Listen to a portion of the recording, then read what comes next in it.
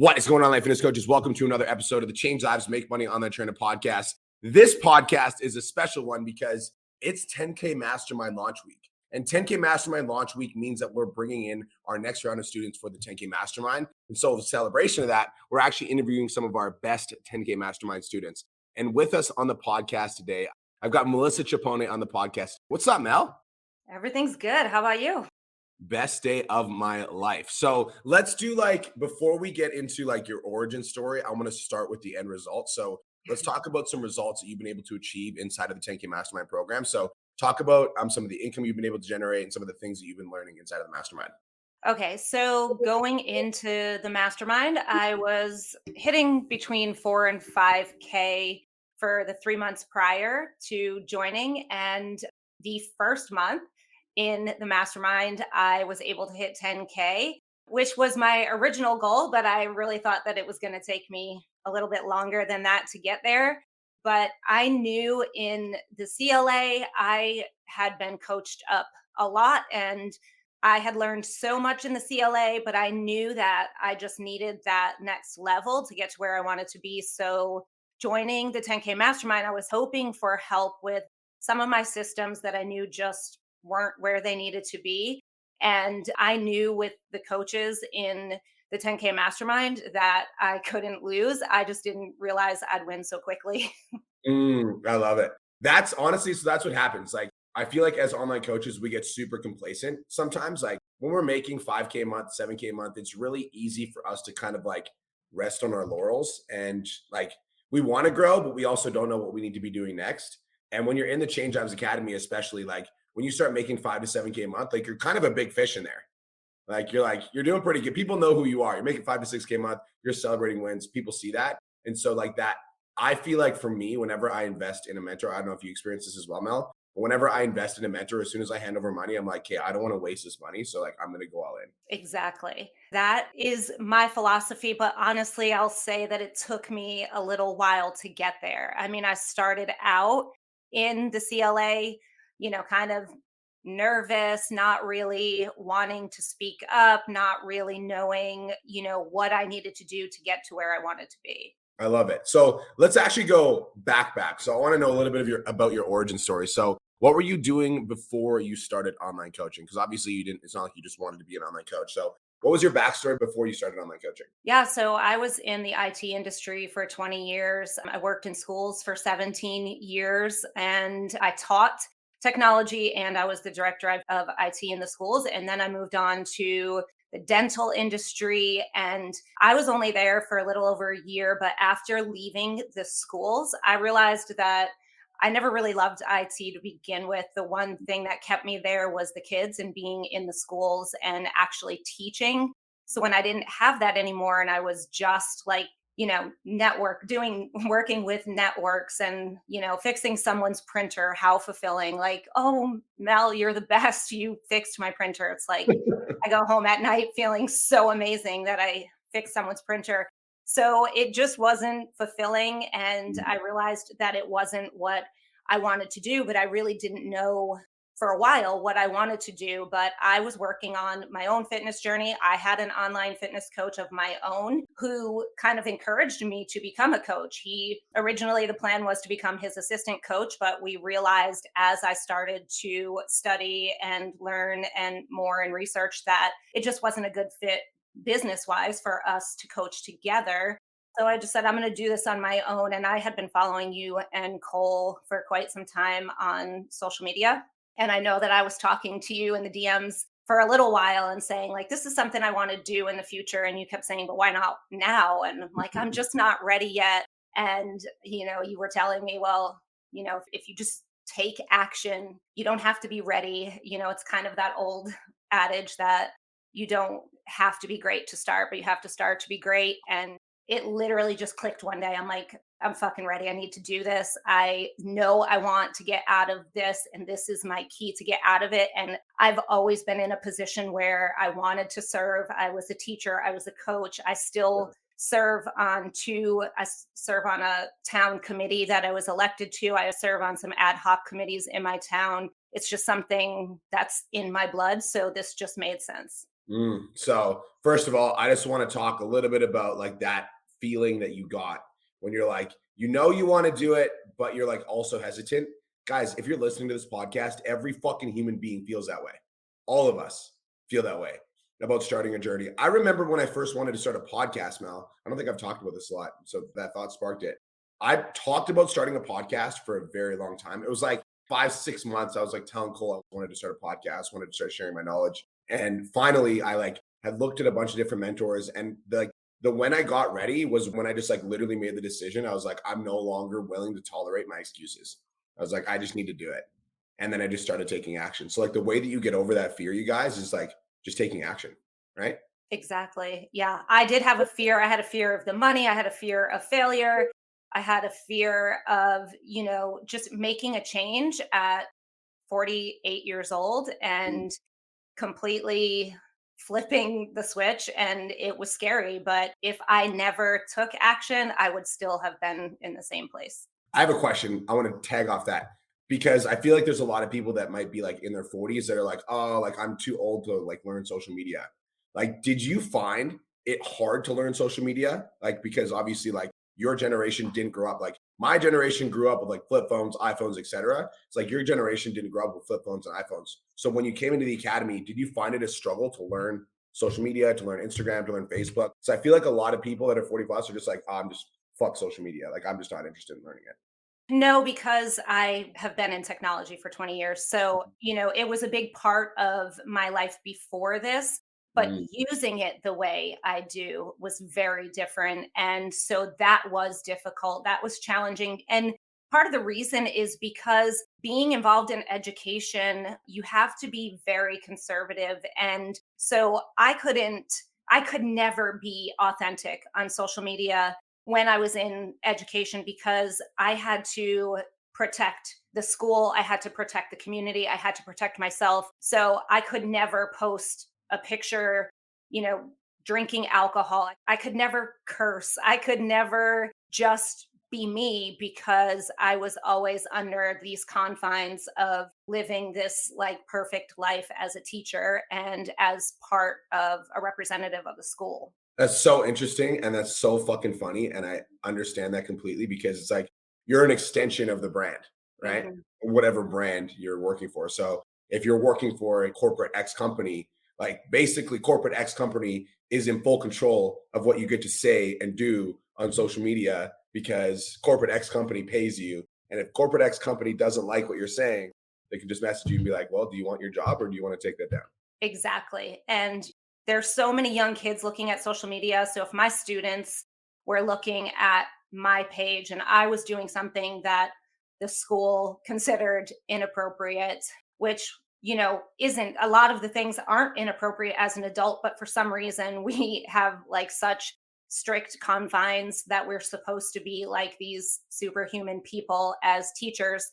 So I was so conditioned to acting a certain way on social media that it was a big change for me and it made it very difficult. I kept going on content audits with Cole and Cole kept saying, I've had conversations with you. This is not you. You're not showing up as you Yeah. on social media. You're not being authentic. I'm like, I know I'm trying. Yeah. I feel like so that right there, what you're talking about is what 99% of online trainers struggle with is like that authenticity. Is that like you can't like a lot of online trainers, they'll be having a conversation with their friend or their homie or a mentor or whatever, and like the real of them comes out because it's just a fucking conversation. But then as soon as the camera comes on, it's almost like this facade comes out.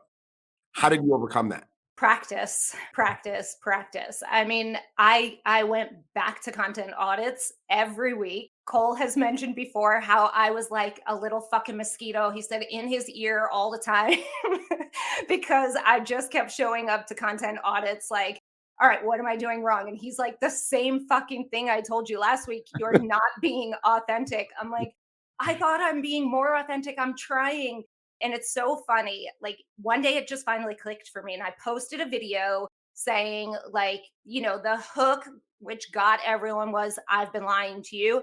And so I just talked for about a minute about how I've been so inauthentic on social media. And I was like, I apologize. I haven't been myself, but you're going to see more of me. It's not going to switch overnight, but you're going to hear me curse. You're going to hear me be sarcastic and be playful. And you're going to hear me be different than you have for the last 20 years on social media.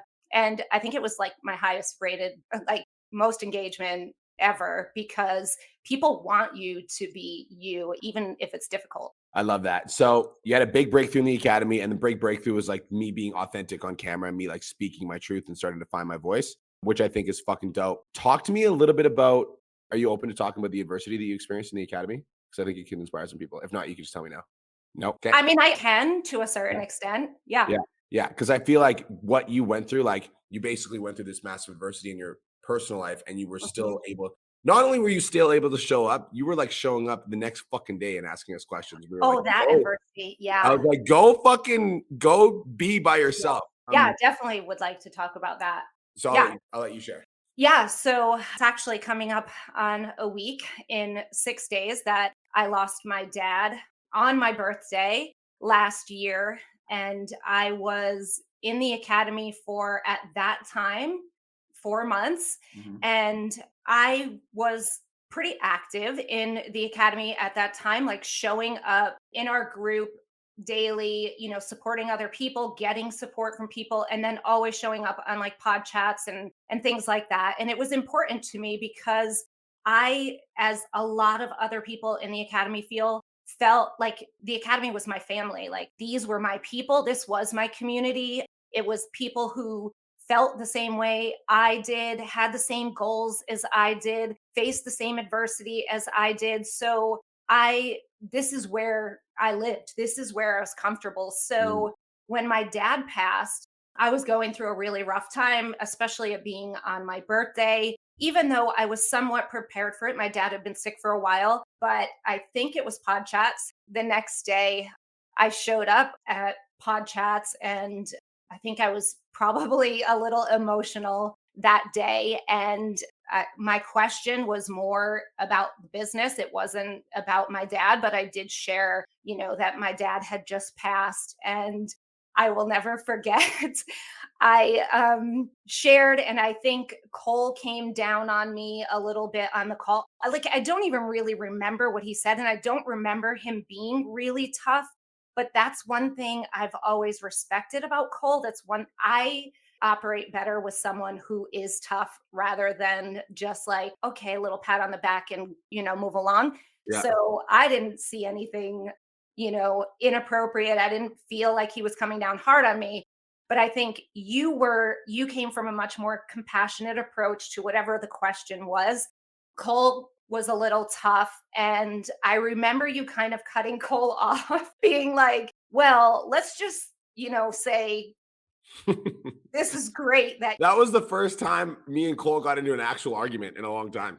no way. Yeah, I swear to God. I called him and I was like, "You need to fucking call Mel and apologize." He's like, "Fuck you, I do." I was like, "No, you fucking do." And I was like, we like barked at each other. And it was like that conversation ended, and then he called you, and then he called me back. He's like, "Bro, she's like good." I was like, "From Yeah, my that's so perspective, funny. he wasn't." I'm like, "We needed to fucking rectify that situation." That was the first argument that me and Cole got in like years. I was like, "Fucking call Mel and apologize." He's like, "Excuse me?" Like, do it now. Well, that argument didn't last long because I got that call pretty quickly. That's What was one thing that? about me and Cole is like we both like Cole and I are both very stubborn, but Cole and I will both receive feedback from each other. So even if we don't fucking like it, I will listen and I'll be like, "You're a fucking asshole," but then I'll go do it and I'll come back and I'll report to him. So he's the exact same way. Yeah, I remember that call, the pod chats ending, and then seeing a call on my cell phone from Canada. And like, I don't really know anyone else from Canada. I mean, there's some people in the academy that I know, but they never be calling me. So I answered, I'm like, hello? He's like, Melissa, this is Cole. I'm like, hey, it's like, Brian told me to call. That's fucking funny. He's Yeah, like, Brian wanted yeah. me to call you because he felt like I came down a little too hard on you. And he said, looking at the people's faces on the call, that a lot of other people felt the same way. Right. And I was like, I didn't feel that at all. I was like, I give you 100% permission to always come down hard on me because Yeah. that's how I operate better. And he was like, okay, so we're cool. I'm like, we're cool. He's like, okay. And then I remember even at the live event, like calling him out, being like, hey, listen, I told you back in November to Yeah. be tough on me. And I feel like you're not tough on me. Oh, I love it. I love it. Okay, so let's talk about the 10K Mastermind because when you're in the academy is your family. It's Hmm. like, and when the academy is your family, it's really easy to stay in the academy and be a lifer and be like, I'm staying here forever. But there was something inside of you that called you to join the 10K Mastermind. What was that something? Yeah, that's really funny that you mentioned that because I wasn't sure if I was alone in that feeling, like a little hesitant to move into the 10K mastermind because I felt like I was leaving my family behind. That wasn't the case. I could still go into the CLA whenever I want. And I still have connections with so many of these people outside of the academy now. I talk to these people daily, some of them. And so it wasn't the case, but it was a little bit of fear that I had, but I just like I only hesitated for a second. Mm, As soon as the 10K mastermind came up, I said, I'm in, just as I have with every other opportunity that you have presented me with, because I trust that if it's an opportunity that you and Cole are presenting us with, that I will win no matter what. And, just like being at the live event last year, I sold my Jeep to pay for the VIP dinner. And people are always like, whoa, how do you do this and how do you do that? And you find a way. Like, if that's what you want and if you know that you need to be at that next level, like, you find a way. And I want to touch on that because a lot of people are scared to do that because they've been fucking shimmy shammed in the past. Hmm. Right. So, like, what makes you so confident in invest? Because you said anything that you and Cole do, I'm all in. What makes you so confident in Cole and I? I mean, one, your results speak for themselves. I mean, I was number 312 to hit 10K, and everything, you guys have that Midas touch. Everything you touch turns to gold. And listen, as an entrepreneur, you have to take risks, and you're not always going to win. And sometimes they're calculated risks, and sometimes you just fucking go for it regardless because you're taking a chance on yourself or you're taking a chance on someone else that you trust. You Mm. may not win, but if you want to move forward, you have to take that risk.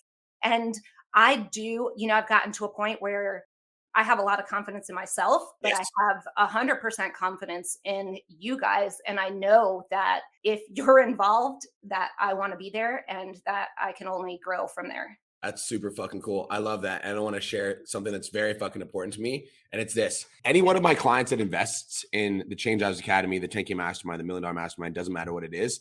I view it as like, I feel like a lot of mentors don't take this on, but me and Cole do. I view it as like my obligation to get you results. And I actually like feel sick to my stomach if somebody is like doing the program and they're following the program and they're not getting results. Like, I feel like I literally feel sick to my stomach and I will do whatever I can to rectify it. There's a difference because obviously if somebody buys the program, they don't fucking check into the Facebook group for like 6 months and then haven't completed any of the course. And they're like, why am I not getting results? And I'm like, why is your fat loss client not losing weight? Like, but like Exactly. when somebody's doing the fucking work and you're showing up on a daily basis and you're doing everything you possibly can to succeed, at that point, I can teach you fucking anything.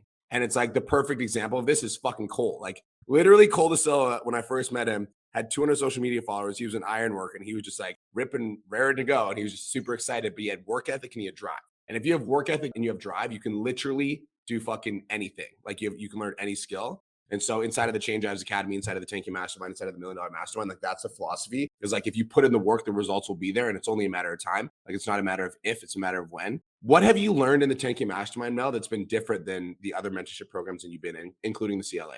I think I've learned, one, I'm the type of person who, even though I do take risks, I've always tend to overthink quite a bit. And because I'm just like super analytical, that's just the way my brain works. I do have a creative side, but my brain is just always analytical. I mean, I was in IT for 20 years. You have to be technical and analytical. And so I would say that that is a strength and a weakness of mine. So in the 10K Academy, like, they don't really give you much time to overthink. It's like, this is the fucking system. You need to do it, and once you do, you will succeed, but the longer you take to do it, the longer you will take to succeed. So just fucking do it. So I have learned to like stop overthinking and to, take quicker action. But I've also gotten like systems that I needed, just, tracking numbers and things that I just knew that I needed, but never put the time in. And I knew that if I came into the mastermind, it would force me to, and it did. That's beautiful. So the first month in, you doubled your income. Yes. I love Paid that. for my investment plus some, and, gave me the confidence I needed to, I feel like in the CLA, when I first started, I had like goals, but they were so small. Mhm. And I didn't, I listened to other people say to me, like, who's going to want a 50-year-old coach, a 50-year-old trainer? Who's going to want like a woman who has no experience training, but has been in IT for 20 years and just all of a sudden becomes a trainer? And that like played in the back of my mind when I first started. And it wasn't, I had people who were really close to me telling me that. Mm. So it resonated with me and it stayed with me. And I tend to perseverate on things like that. And so in when I first started, I'm like, oh, if I could have like 10 clients, that would be so cool. Or, if I could do this and make lots of money, maybe I could work part time someday doing something else. And my dreams were so small. And then once I started to see success and just doing some of the inner work that I needed to do with myself, some mindset shifting and things. And I started to gain confidence. And, so my dreams just got bigger and bigger. And in the 10K mastermind, it's like, I know now that like the possibilities are endless. Can I ask you what your goals are for your online coaching business now that you're thinking bigger? Yeah. So I plan to, in 2024, make some big changes in my business and scale my business and to start hiring some staff. And I'm hoping to bring my daughter into the business. She's in nursing school right now, but she is into fitness herself and she's really enjoying studying, like anatomy and nutrition. And she's decided that she wants to be a coach as well. Not sure, she's 19, not sure where it will go, but I definitely want to give her as many opportunities as I can. So I'll start with that, and then we just want to grow our empire from there. That is super fucking cool. I love it. I'm super happy. That's also super cool because with my family, I've given 5 of my family members opportunities to work with me. Only 2 of them are still with me because they like lasted the season. But I gave 5 of my family members opportunities to work with me. And it's really cool to be able to like employ your family and give them opportunities that to work from home where like they like wouldn't have that opportunity without you. Like that's really cool. Yeah, that's really exciting. And I plan to do the same with my twin sister, she has a very long history in business and helping to run businesses and organizations at a high level. So I plan to bring her into the business too, which she's been wanting me to for a long time, but I haven't been in a position to. So that is my goal in 2024 as well. I love it. Okay, so I have 2 final questions for you. So question number 1 is if somebody's listening to the podcast right now or they're listening to this live stream and they're making $5,000 a month plus and they're thinking about joining the 10K mastermind, but they're not sure if it's worth the investment, what would you say? I would say don't fucking think about it like I did, overthinking things. It is 100%. I am 100% confident in saying that it is worth your investment. You will make it back very quickly. And as you and Cole always say, and we hear quite often, you have to take messy action and success like speed. And the longer you think about it, the further you get from your goals. And guys, time is the one thing you can't get back. Money Exactly. you invest, it comes back to you. Time you don't get back. So for Mhm. those of you guys that have been thinking about joining the 10K Mastermind, I want to invite you to join by clicking the link in my bio on Instagram. It's the 10K Mastermind application and let you guys know that it's fucking New Year's. Like we're about to catch the New Year's rush. And if you don't start building your business now, you're going to miss the New Year's rush. And there's going to be a lot of online coaches that are making a lot of money January 1st. And it could be you. So if you're thinking about joining the 10K Mastermind, hit the link in my bio on Instagram at the real Brian Mark, and you guys can apply. Now, the second question. So you are Melissa Chiappone, and you're this like powerful woman that's crushing it, making $10,000 a month in your business. And you're like this confident business leader now. Now I want you to take the version of you now, and I want you to go back and talk to baby Melissa, who just started her online coaching business. And I want you to give her some advice. what would the advice be to Melissa who's just getting started? I like this. God, I could probably sit and talk to myself for an Do it. hour with You a lot of let it advice. out. You let it out. I'm excited. But honestly, I think the two biggest things I would say is first, I would say dream big. Your goals are too small. Nothing is impossible if you believe it. We are restricted most by our minds and our beliefs. And the next thing I would say is find your voice. I think it took me a little too long to find my voice. I think it was not until so I joined the academy in August, and I think it was not until I went to the in-person event in January that I actually like spoke up in a big way in front of a lot of people on a microphone with a lot of vulnerability. And even though it was very difficult and I got some really harsh advice, it was what I needed to hear. And it made me realize that, like, I have this opportunity to speak to so many different people that have had different experiences and different levels of success. And I'm paying for this. And I'm sitting here with my mouth closed, watching everyone else succeed.